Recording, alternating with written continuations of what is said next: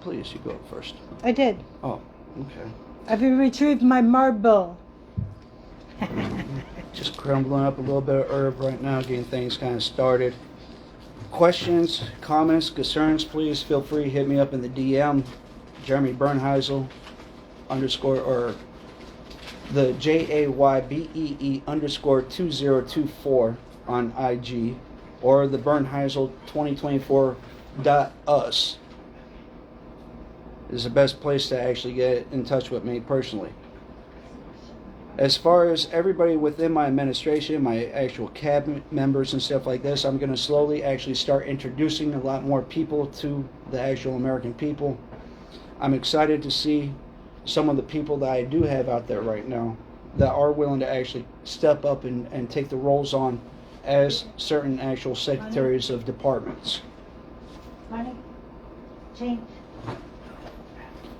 One of the biggest things that I see for the American people, though, in the upcoming future is the way that we're actually handling the homeless crisis here across the entire country, which is, in my personal opinion, is ridiculous.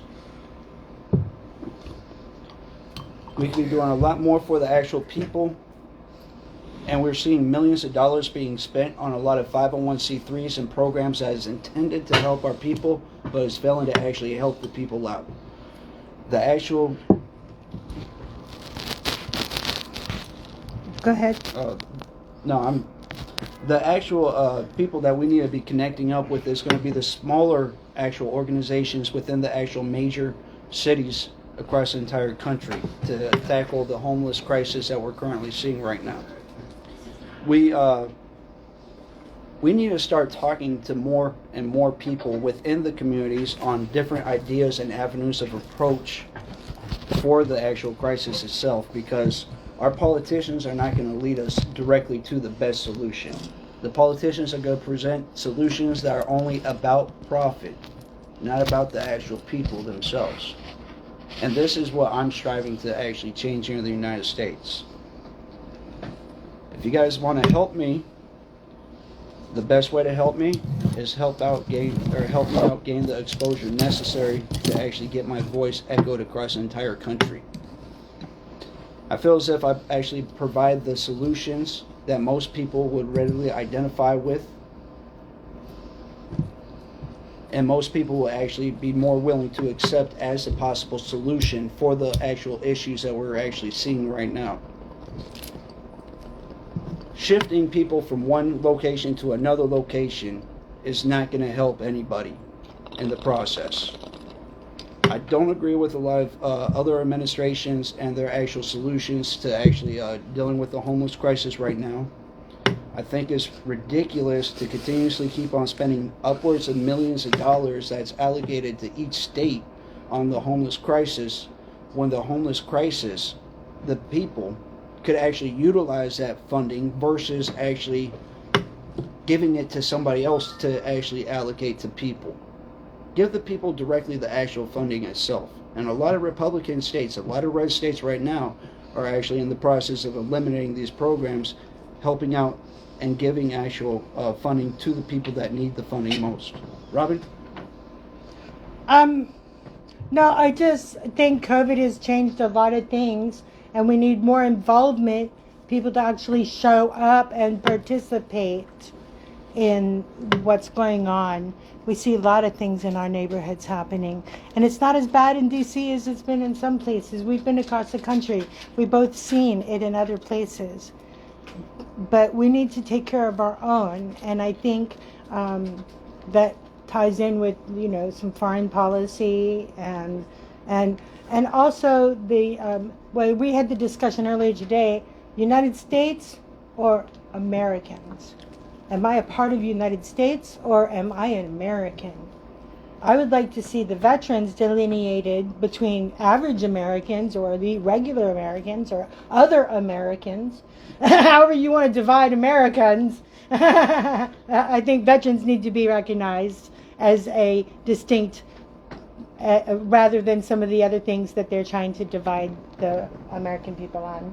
I agree.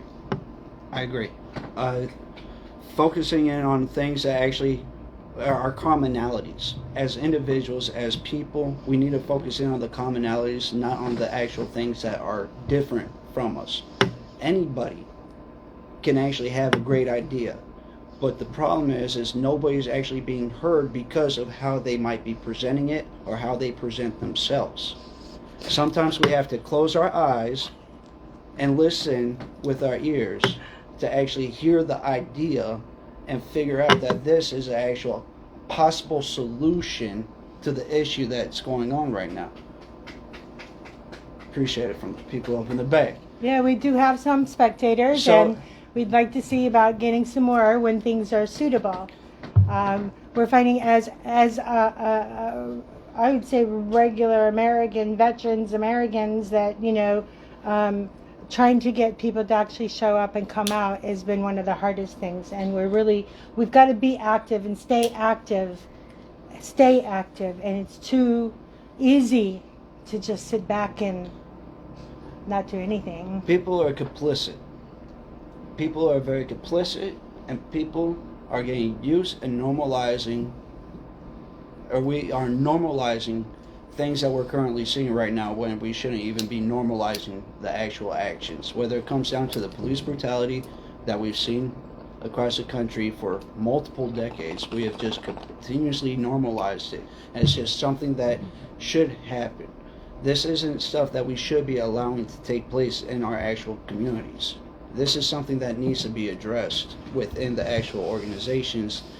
And the other things that we're normalizing is the actual crime that's taking place right now. Oh, the carjackings in D.C. have gone just astronomical, as well as so many of these multiple people going in the store and stealing from the stores till they can't stop anybody. Well, It's just no way to stop a mob. I mean, which brings me down to parents. If you're a parent of a child, you need to be involved in your child's life. And I understand right now is a very difficult time to actually be involved in our children's lives due to the fact that we have to maintain multiple jobs just to keep a roof over our heads.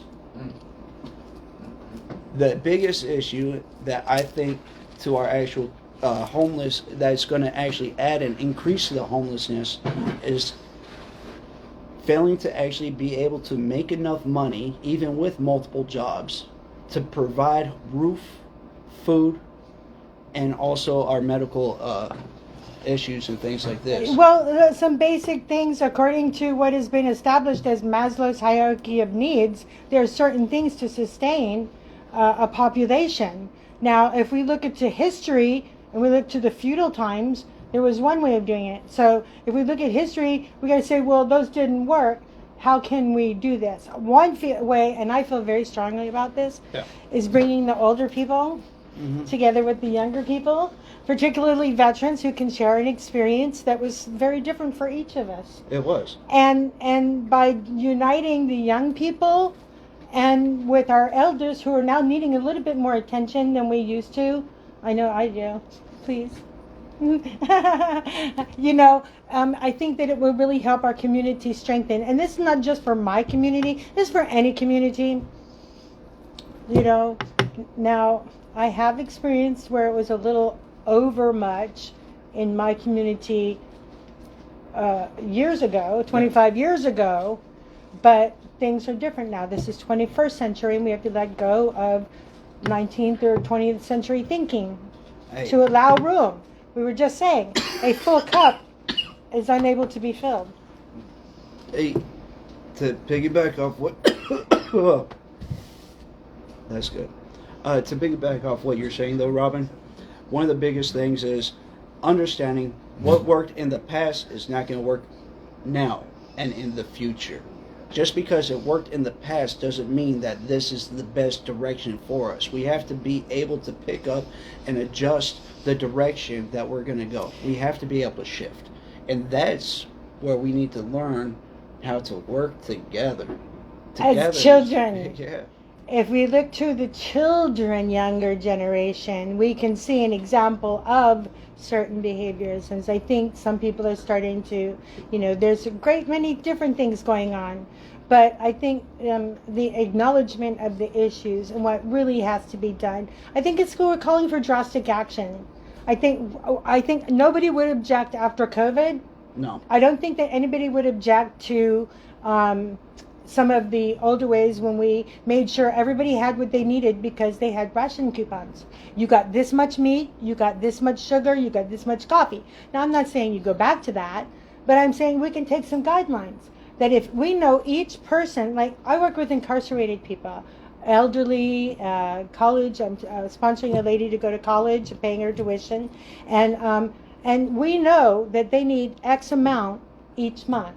So if we know that everybody needs these things and it's provided, I don't think we're going to, I think we will probably have a decline in some of the crime and some of the dysfunction that we're experiencing here. That is unique to Americans. It is. We have many different kinds of people.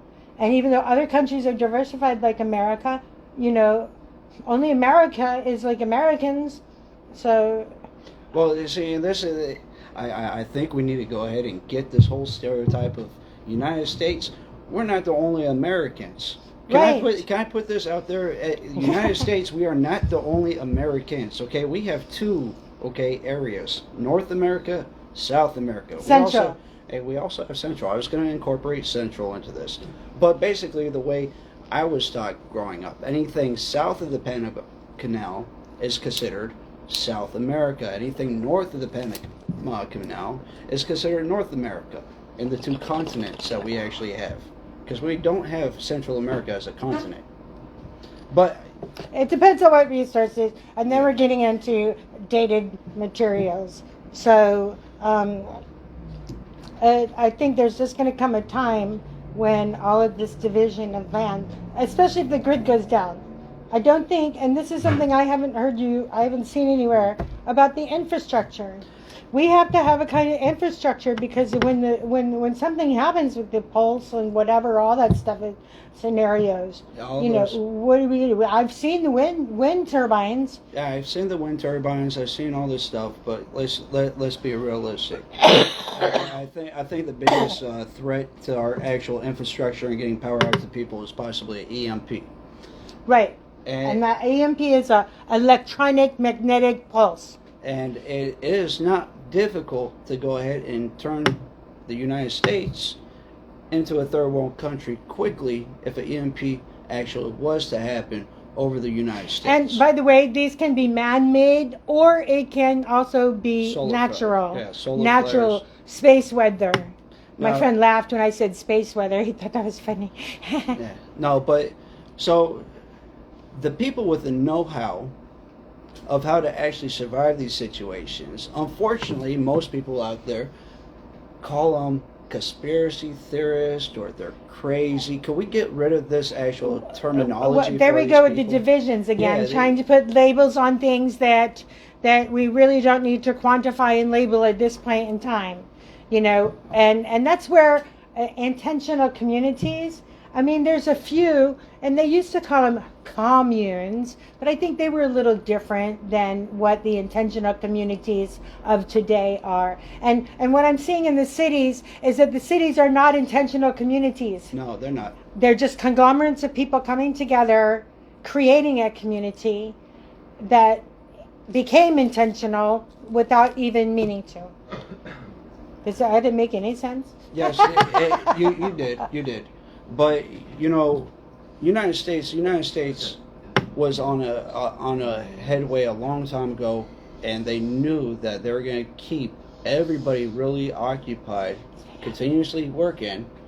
But what I'm saying is, we need to bring back the family compounds. The family compound, the family structure, you focus there, and you provide the parents with more time with their children to help out, maintain, and actually get everything back together. Because the parents are working too hard right now just to provide a roof over their head. That's why Bernheisel 2024 is offering the American people an opportunity to cap the cost of living. Your rent will not be allowed to go up any higher. Your mortgage will not be allowed to go up higher. Your food will not continuously escalate up. Cap the cost of living. It is a possibility that the American people have for 2025 if I am elected in the position. And I know how to actually make that happen for the American people. It wouldn't be the first time that the United States has actually capped the cost of something. The United States has capped... Nixon did that. Yeah. He capped the price of meat. That was when hamburger went from like 5 cents a pound to 39 cents a pound, and then $1 a pound. When it hit $1, it was like, what are we gonna, it's crazy. And gas and of course, like I had mentioned before, the ration coupons during the war. We're not at war technically, are we? So how are we defining what we're doing? See, that's funny that you say we're not technically at war. We're not technically at war. Me personally, I disagree.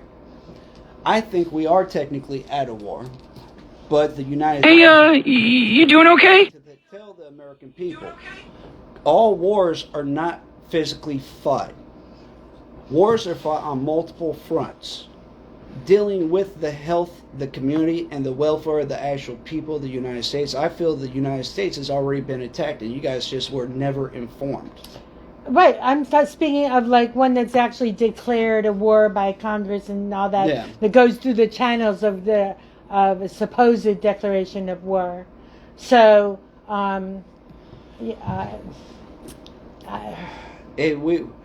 United States needs to stop